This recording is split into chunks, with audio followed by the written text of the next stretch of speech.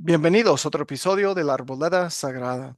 En este video vamos a seguir con nuestra serie de un excelente libro llamado El Testimonio de Wilford Woodruff, el desarrollo de la doctrina del templo. Un libro escrito por Jennifer Ann Mackley. Ella es la experta en todo lo que tiene que ver con Wilford Woodruff. Vamos a aprender bastante información de primera mano de Wilford Woodruff sobre el templo en esta lectura. Si ustedes son nuevos al canal, les invito a que puedan suscribirse al hacer clic en el botón que se encuentra abajo. Les invito también que hagan clic en la campanita y de ahí que seleccionen la opción de recibir todas las notificaciones del canal. Hay otros videos disponibles en el canal si quieren disfrutar de varios temas doctrinales, temas de la historia de la iglesia y otros videos sobre estudios dentro de las escrituras. Así que les invito a que los vean. Este video, hermanos, es el capítulo 5 del libro El desarrollo de la doctrina del templo. Si no han visto los otros capítulos, pueden verlos aquí en el canal. El capítulo 5, que es el sexto video de esta serie, se llama Ordenanzas del templo en Nauvoo. Vamos a leer el capítulo.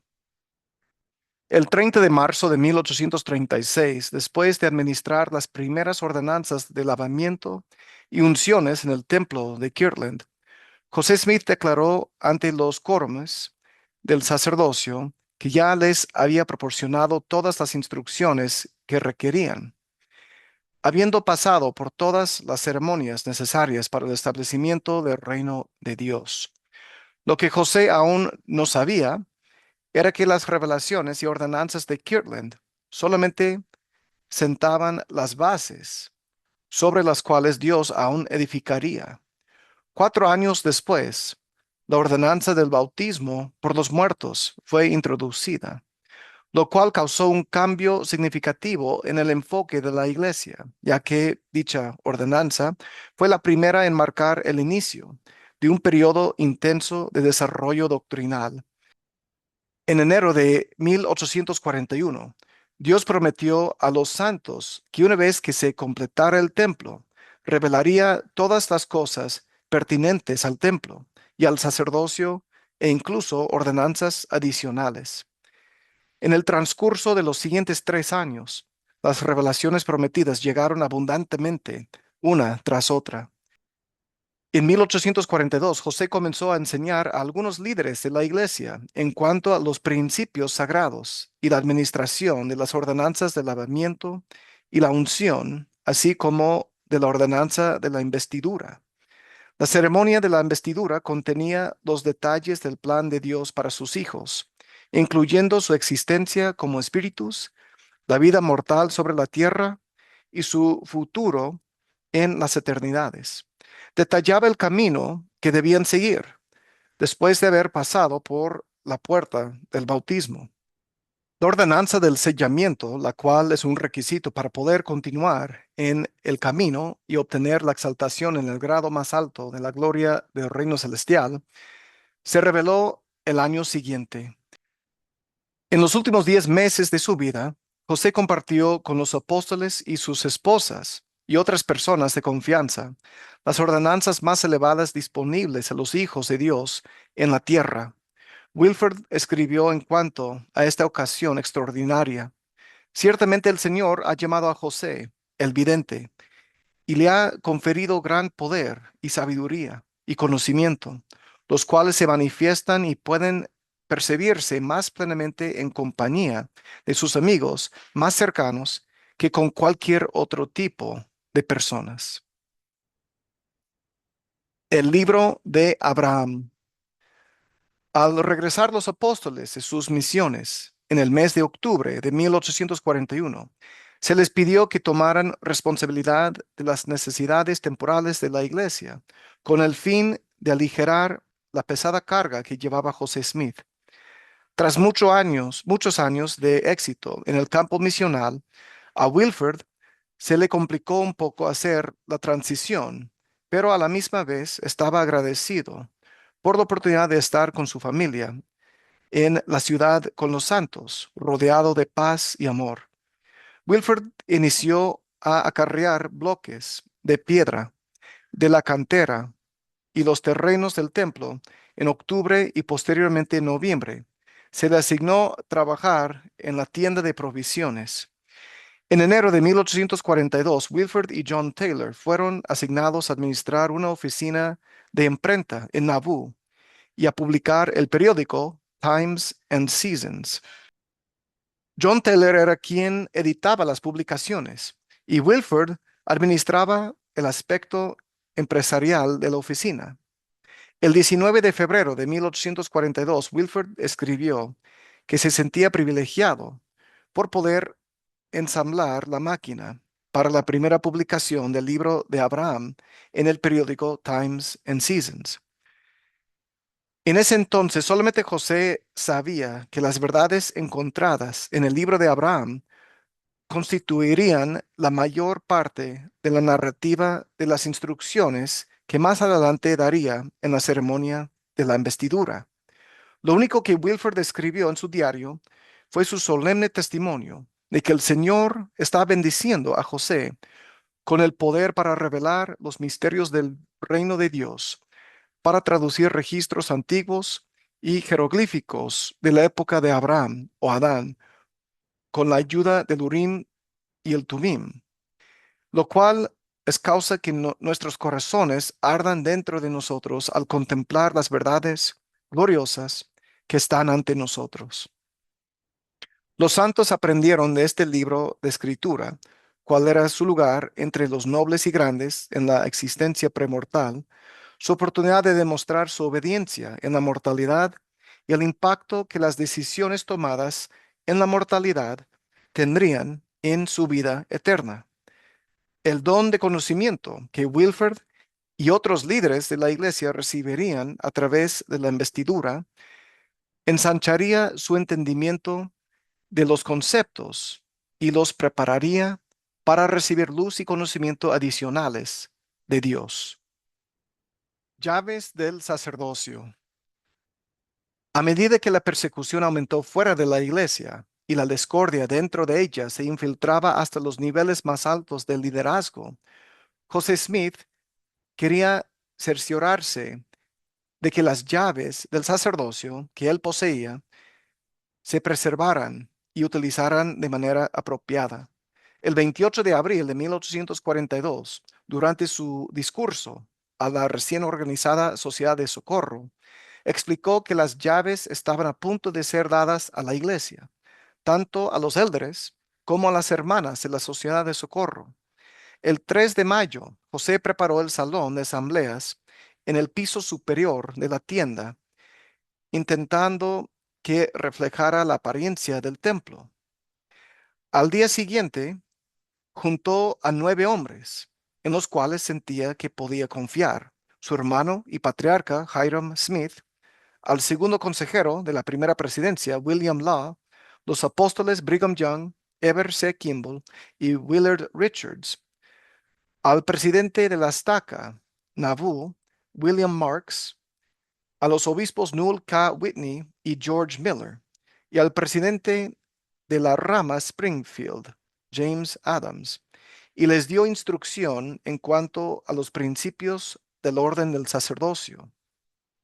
José registró que también se administraron lavamientos, unciones, investiduras y la comunicación de llaves del sacerdocio arónico y de Melquisedec, estableciendo el orden de los días antiguos y todos los planes y principios a través de los cuales todos pueden asegurar para sí mismos la plenitud de las bendiciones que se han preparado.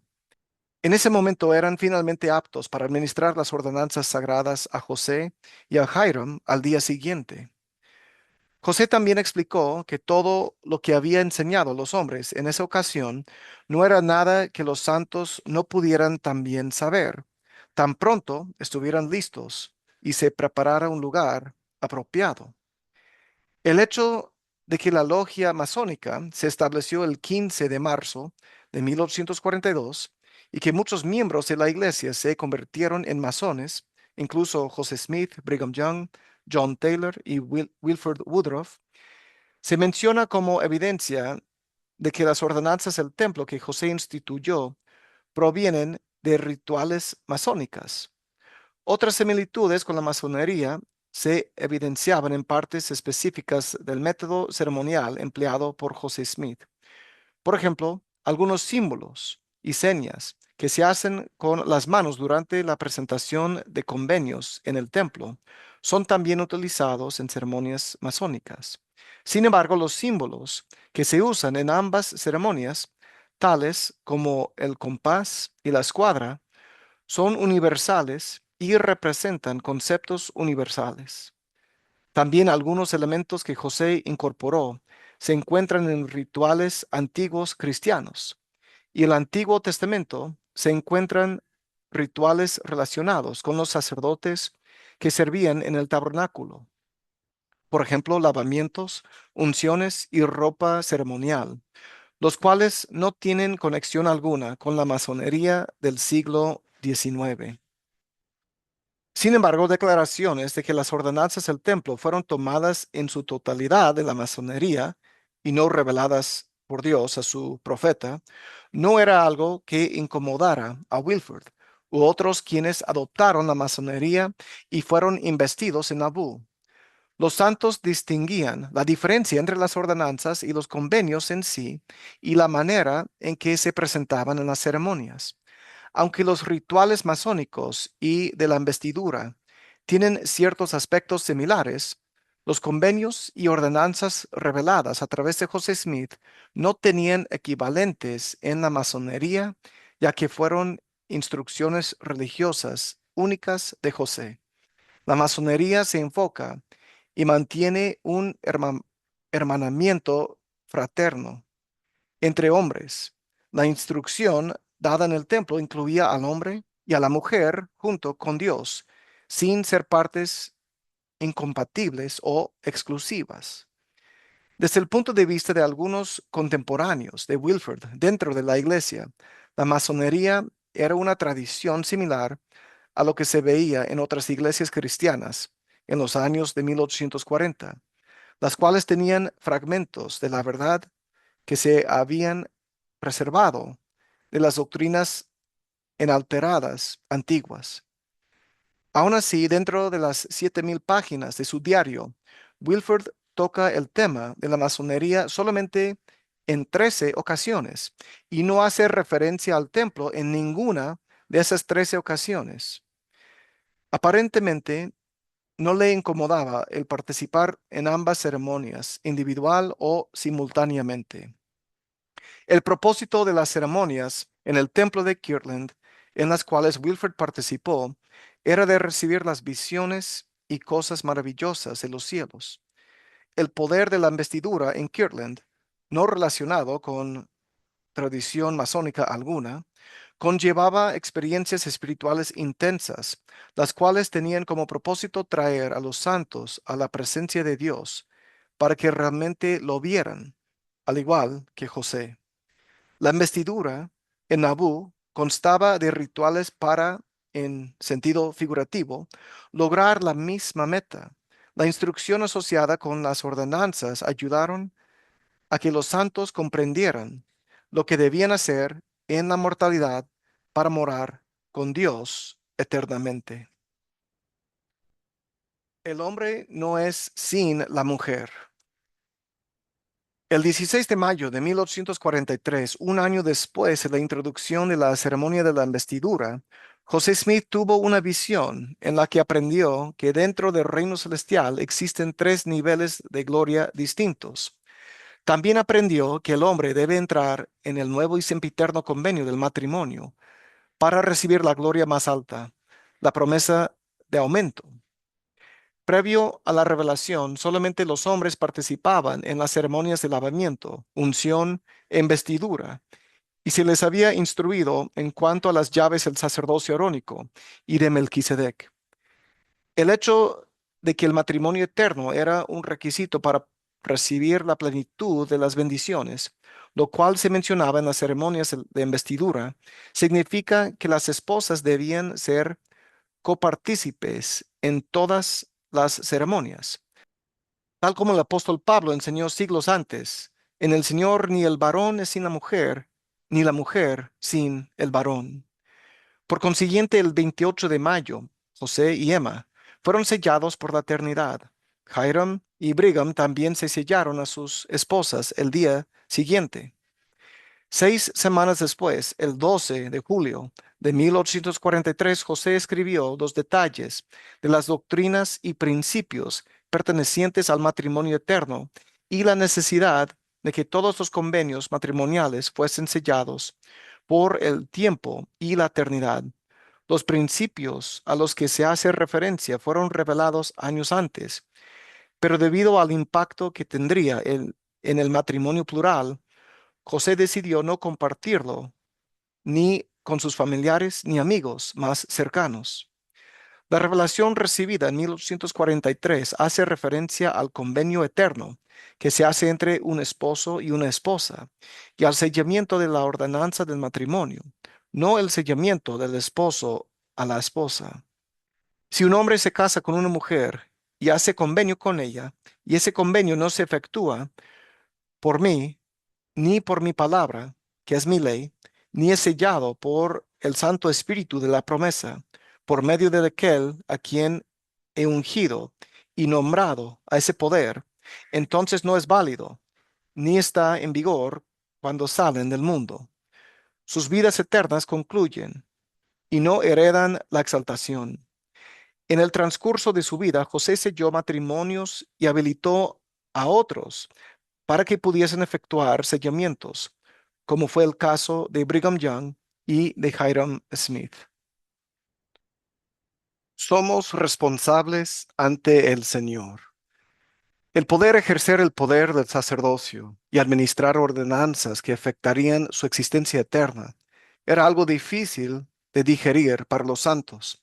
El 6 de septiembre de 1842, citando el capítulo 16 de Mateo, versículo 19, José explicó: a algunos les parecerá muy atrevida esta doctrina que discutimos, un poder que registra o ata en la tierra y también en los cielos. Sin embargo, en todas las edades del mundo, cada vez que el Señor ha dado una dispensación del sacerdocio a un hombre o un grupo de hombres por revelación efectiva, siempre se ha dado este poder. De manera que todo cuanto esos hombres hicieron con autoridad en el nombre del Señor, y lo hicieron verdadera y fielmente, y llevaron un registro adecuado y fiel de ello. Esto llegó a ser una ley en la tierra y en los cielos, y de acuerdo con los decretos del gran Jehová, no podía anularse. Al principio los santos comprendían y validaban el concepto del sellamiento con la ayuda de las escrituras, las cuales sancionaban las ordenanzas del sacerdocio para que fuesen reconocidas en el cielo. En otras palabras, si se sellaba o confirmaba alguna ordenanza por medio de alguien con autoridad del sacerdocio, Dios reconoce la ordenanza y la hace válida en esta vida y en la vida venidera. Por ejemplo, en 1836 las ordenanzas de lavamiento y unción que se administraban en el templo de Kirtland se sellaban a aquellos que las recibían. También se utilizaba la autoridad del sacerdocio para sellar a un individuo a un estatus espiritual. Por ejemplo, el sellar a una persona inicua a la condenación o a una persona recta a la vida eterna. No obstante, el sellamiento o ratificación de ordenanzas específicas para que fueran válidas después de la muerte y el sellamiento de individuos unos a otros, tal como el de esposos a esposas o hijos a padres, son muy diferentes. Wilford explicó la importancia de que las ordenanzas fuesen selladas por el sacerdocio con las siguientes palabras. El Señor nos ha revelado que ninguna ordenanza de matrimonio, ni alguna otra ordenanza efectuada por el hombre desde los tiempos de nuestro padre Adán, tendrán validez después de la muerte, excepto aquellas que se efectúen por hombres que posean el sacerdocio eterno. Cualquier hombre que contraiga matrimonio con su esposa a través de cualquier autoridad que no sea el santo sacerdocio. Solamente se unen por el tiempo mortal hasta que la muerte los separe. Al ir al mundo espiritual, no se podrá reclamar el derecho de estar con su esposa e hijos. La ordenanza que los sella como familia por medio de la autoridad del santo sacerdocio debe efectuarse en este mundo. El bautismo vicario ha tornado el corazón de los hijos hacia sus padres y ha proveído un enlace para la familia de Dios, pero el sellamiento de esposos y esposas implica que tales relaciones sobrevivirían el paso de la muerte y que los lazos familiares serán reconocidos en el cielo. Wilford y Phoebe se sellaron el 11 de noviembre de 1843. Wilford, que escribió que Hiram Smith selló el convenio del matrimonio con mi esposa Phoebe W. Carter por tiempo y eternidad. Su lenguaje refleja su conocimiento de que el poder del sellamiento efectuado bajo la autoridad del sacerdocio es parte de los convenios y ordenanzas.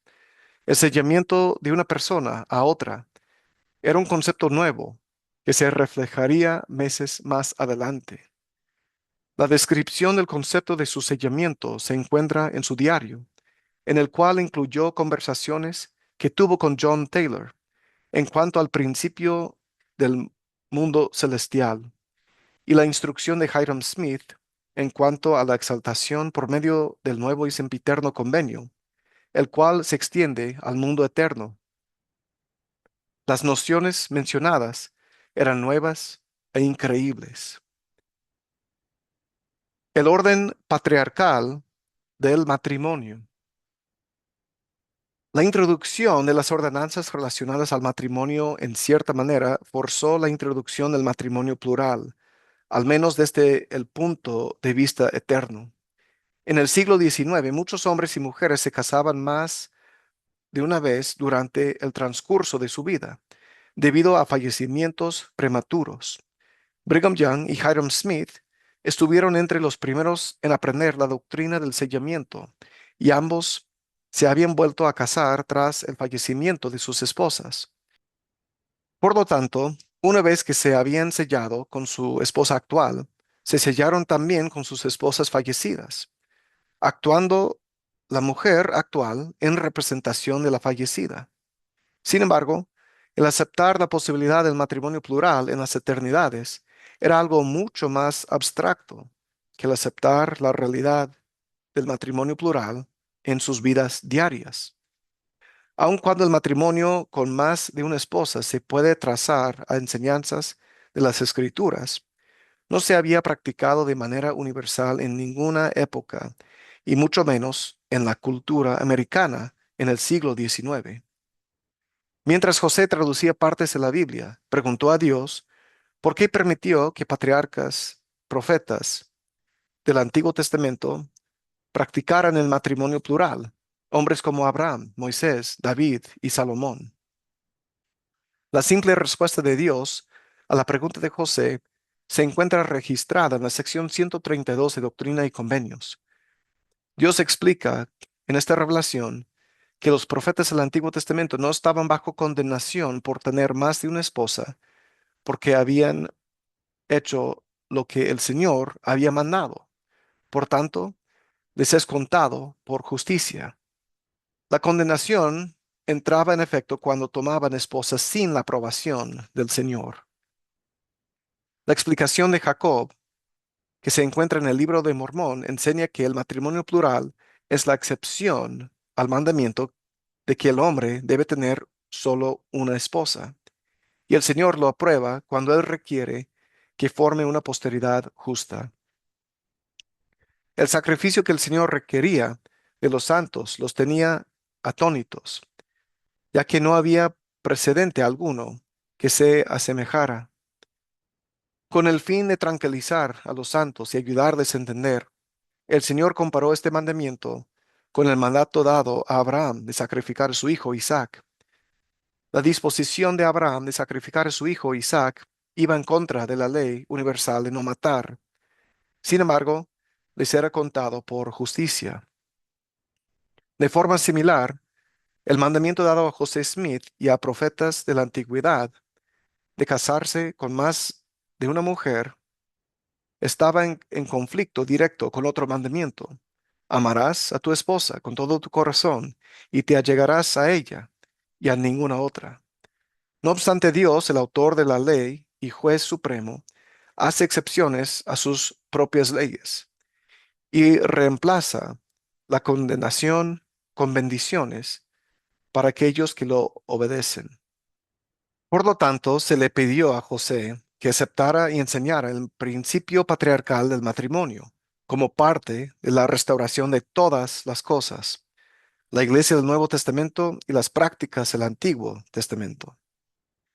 Tal principio implicaría que el hombre no solo podría sellar a múltiples esposas, lo cual resultaría en matrimonio plural en la vida venidera, sino que también podrían sellarse a más de una mujer en vida y vivir el principio en su vida cotidiana. Obedeciendo el mandamiento de Dios, José comenzó a enseñar al principio a pocos individuos en cuanto al matrimonio patriarcal en 1840. Y a medida que los miembros del coro de los 12 apóstoles regresaban de sus misiones en Inglaterra en 1841, les enseñó la doctrina uno por uno.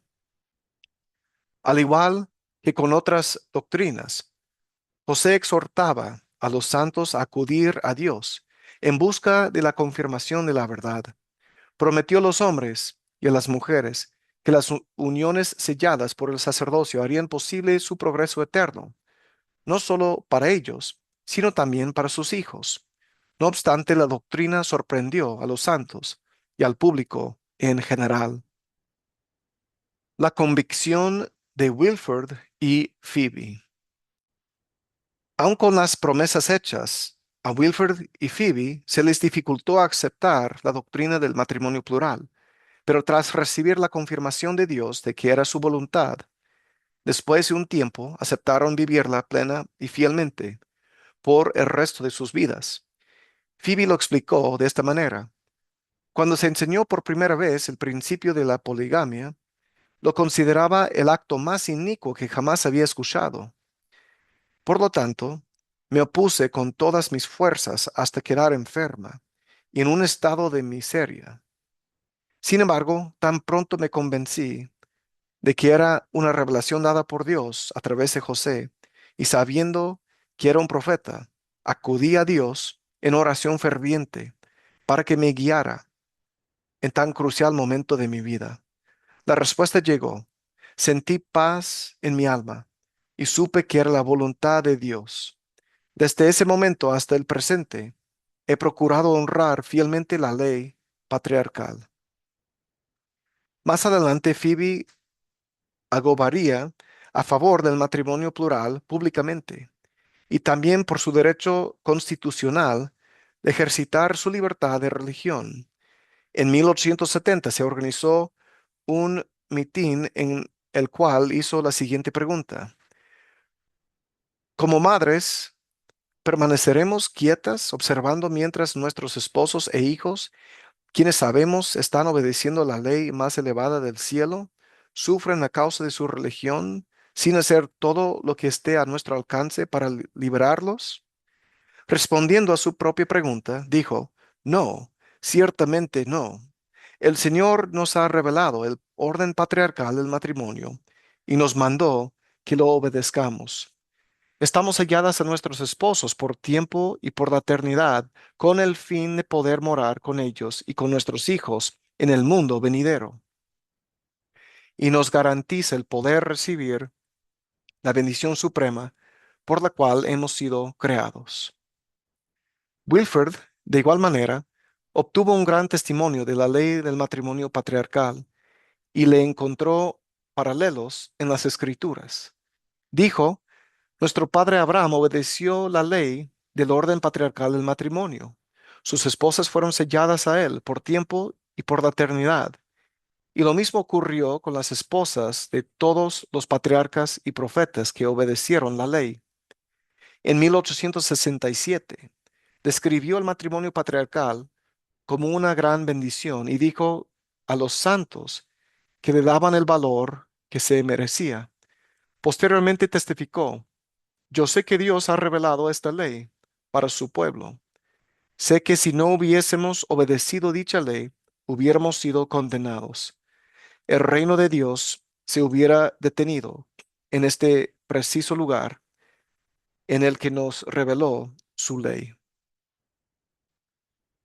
Para Wilford, los que realmente aspiraban a la salvación deseaban una continuación de los lazos familiares más allá de la muerte.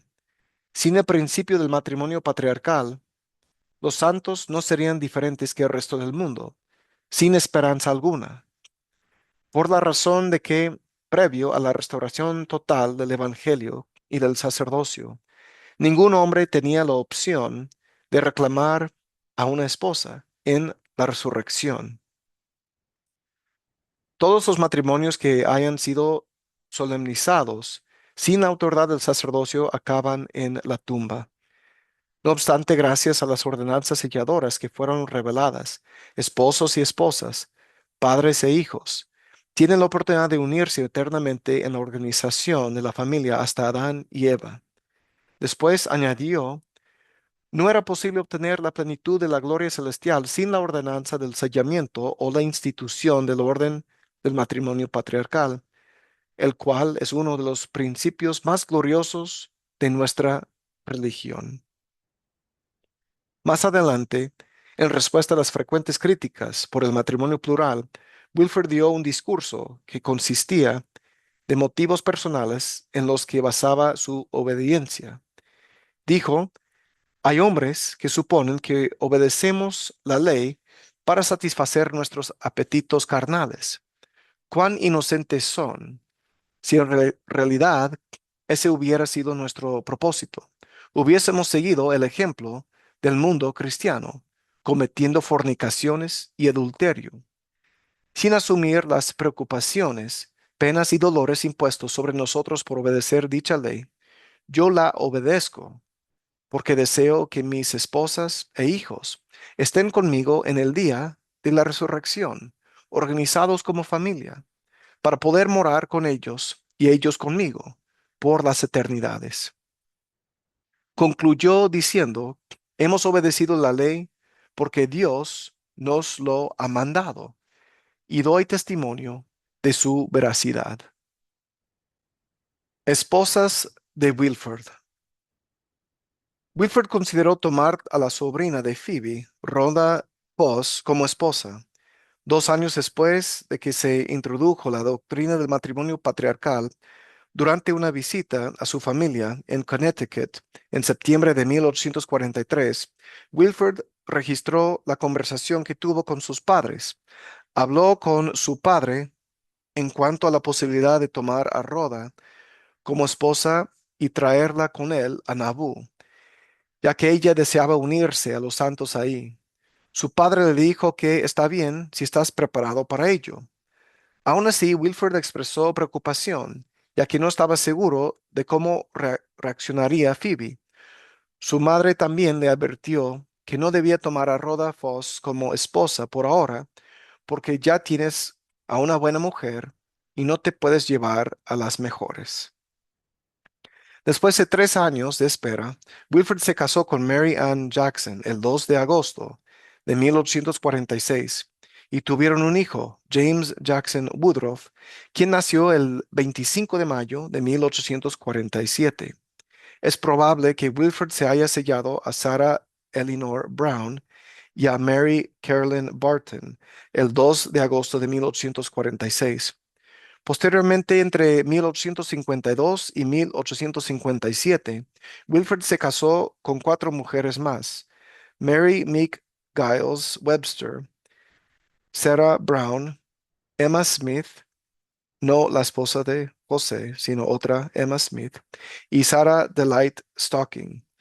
Sarah Brown tuvo 8 hijos con Wilford, y tanto Emma como Delight tuvieron 7 hijos respectivamente. Su último matrimonio plural fue Eudora Lovina Young en 1877. A pesar de la determinación y empeño de Wilford y Phoebe por obedecer la ley patriarcal, la tensión se hacía presente en su relación a menudo y también fue la causa de descontentos con sus demás esposas. Soportaron separaciones, privaciones, dificultades financieras, persecuciones y soledad. Su esposa plural, Mary Ann, se divorció de él después de estar separados durante un año mientras Wilford servía en una misión. Dos de las mujeres más jóvenes que se habían sellado a Wilford en el mismo día que se sellaron, Mary Ann, Mary C. Barton y Sarah Eleanor Brown, decidieron abandonar a la familia menos de 4 semanas después de sus sellamientos. Su esposa plural, Mary Webster, sucumbió ante una infección después de tan solo 6 meses de su sellamiento, a la edad de 50 años. Eudora Young, de 24 años de edad, lo dejó después de menos de 2 años de su sellamiento y se casó con Albert Hagen. La primera esposa de Wilford, Phoebe, falleció 13 años antes que él y 14 de sus 34 hijos también fallecieron antes que él. En vista de tales dificultades, Wilford se esmeró por cuidar a sus esposas y familias. Les construyó casas y estableció mejores relaciones con sus hijos y nietos. Durante sus ausencias, las cuales eran frecuentes, se mantenía en contacto con sus esposas e hijos por medio de cartas. En una de las cartas que envió a su hija, Blanche, compartió su filosofía en cuanto a la vida familiar diciendo: todos esperamos vivir juntos para siempre después de la muerte. Creo que, como padres e hijos, debemos asumir cualquier dolor con tal de hacernos felices los unos a los otros durante toda la vida, para no tener nada de qué lamentarnos. A la edad de 82 años, después de vivir la ley patriarcal de matrimonio durante 43 años, Wilford habló de la naturaleza eterna de las familias, diciendo: qué pensamiento tan glorioso.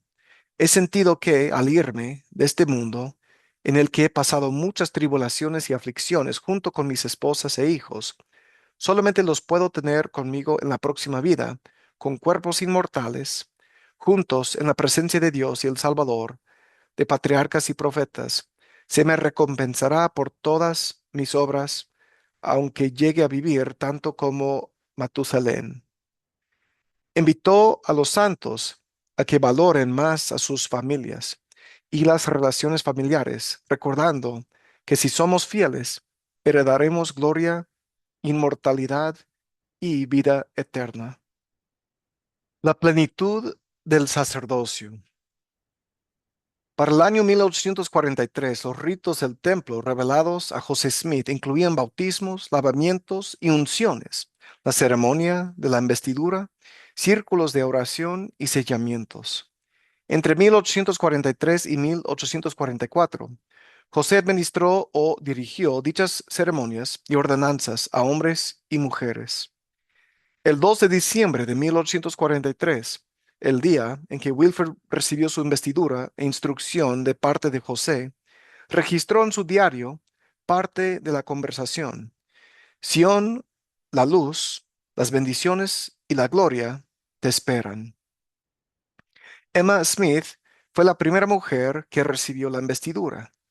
Phoebe recibió el lavamiento, unciones e investidura bajo la dirección de Emma y Mary Fielding Smith, 3 semanas después de Wilford.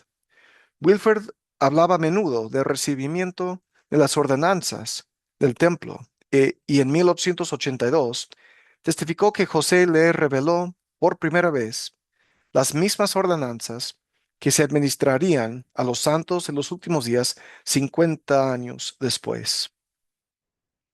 La última ordenanza administrada por José Smith fue la segunda unción, en la que se confieren las bendiciones de la primera unción durante la ceremonia de la investidura.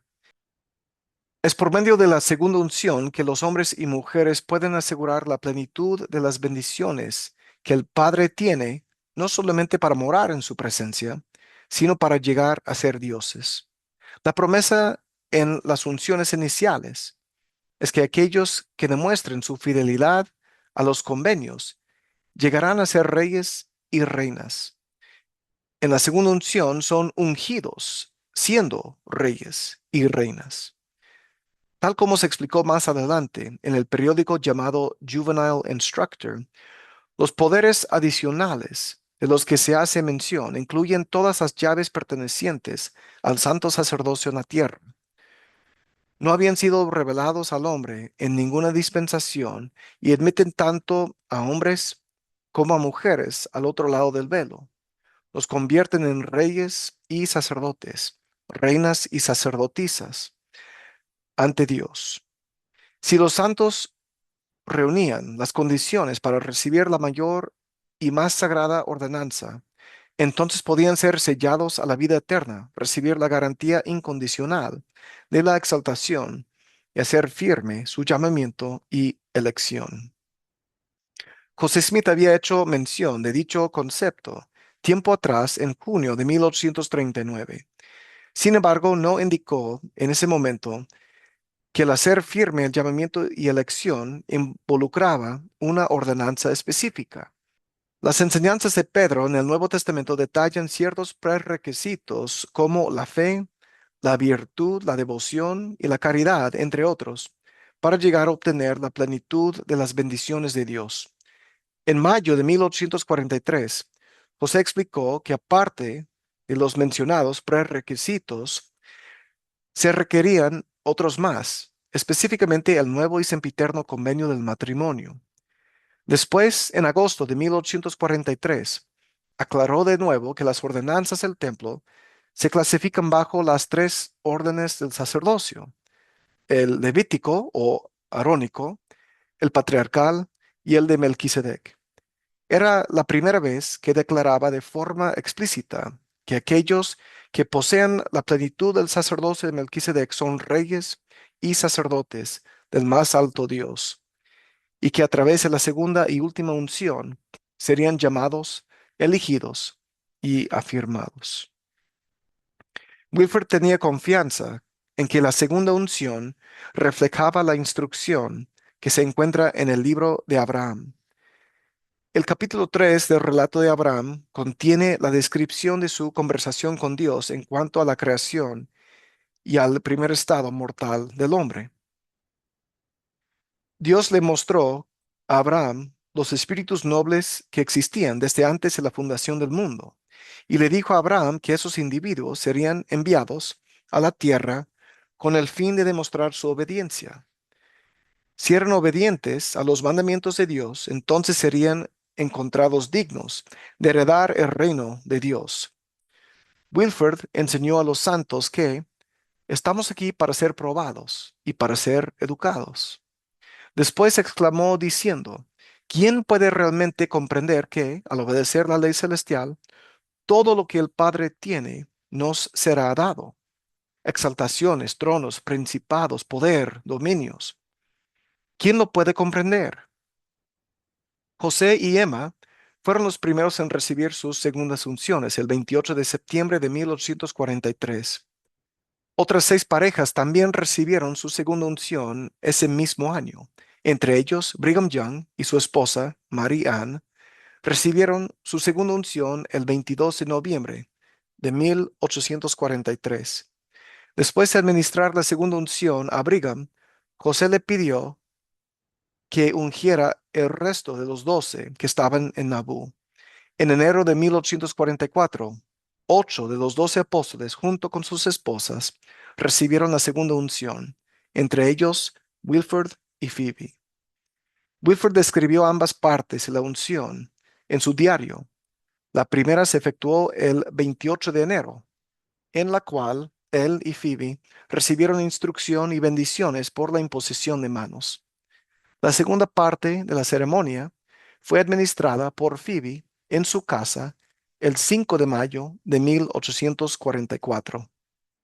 Estas ordenanzas mayores, el sellamiento y unción, dieron lugar al reino de sacerdotes, al que José se había referido, y cumplió la promesa hecha a las mujeres de la Sociedad de Socorro el 31 de marzo de 1842. En similitud al relato encontrado en el Antiguo Testamento, en el libro de Éxodo, cuando el Señor le promete a los hijos de Israel que si lo obedecían y guardaban el convenio hecho con él, serían un reino de sacerdotes y una nación santa. Un mes después, en abril de 1842, José afirmó a las hermanas que llegarían a poseer los privilegios, bendiciones y dones del sacerdocio, los cuales habían sido establecidos por Dios. También que las llaves del sacerdocio les serían entregadas. Previo a la muerte de José, 2 meses más adelante, fueron ungidos 76 hombres y mujeres como sacerdotes y sacerdotisas de Dios. Recibieron la plenitud del sacerdocio y se les prometió la vida eterna. Exaltación para las familias. Las ordenanzas finales fueron la culminación de todo lo que se había revelado a José Smith. Los fieles, coherederos con Jesucristo, además de poder vivir en la presencia de Dios, tendrían la capacidad de llegar a ser dioses. Las ordenanzas finales y de mayor importancia son muy relevantes por varias razones. Primero, los sellamientos y segunda unciones solamente se podían administrar a parejas, hombre y mujer, como partes iguales. Segundo, establecieron el principio de que un individuo solo no puede alcanzar la exaltación en el grado más alto del reino celestial, de modo que el progreso eterno solo se puede lograr gracias a un esfuerzo en conjunto. Se necesita el aporte de ambos, esposo y esposa. Hermanos, con esto hemos terminado con el capítulo 5 del libro El testimonio de Wilford Woodruff, el desarrollo de la doctrina del templo. En el siguiente video vamos a leer el capítulo 6, que se llama La casa del Señor. Ahí está, como pueden ver ustedes, el índice de los temas. Este es el fin del sexto video, hermanos. Sobre lo que escribió la hermana Mackley en este video, díganme, ¿qué aprendieron ustedes? ¿Qué información les gustó o quizás fue nueva para ustedes? Dejen sus comentarios en la sección que se encuentra abajo y favor de compartir este video con los demás para que más personas puedan disfrutar de esta lectura del libro El testimonio de Wilford Woodruff, el desarrollo de la doctrina del templo. Inviten por favor a sus amigos y sus familiares que vengan al canal, que puedan suscribirse y disfrutar de todo lo que se encuentra aquí. Espero que aquí, en este canal, La Arboleda Sagrada, ustedes hayan hallado nuevamente su lugar apartado y especial para aprender más sobre las hermosas verdades del Evangelio. En este caso específico, algo más sobre los sellamientos y la segunda unción. Nos veremos en el próximo video aquí en la Arboleda Sagrada. Les mando un abrazo muy fuerte, deseando que estén muy bien. Gracias por estar aquí. Si no han visto los otros videos en esta serie, favor de buscarlos aquí en el canal y espero que los puedan disfrutar también para que aprendan bastante sobre este tema. Cuídense mucho, mis queridos hermanos. Nos vemos en el próximo video. Chao.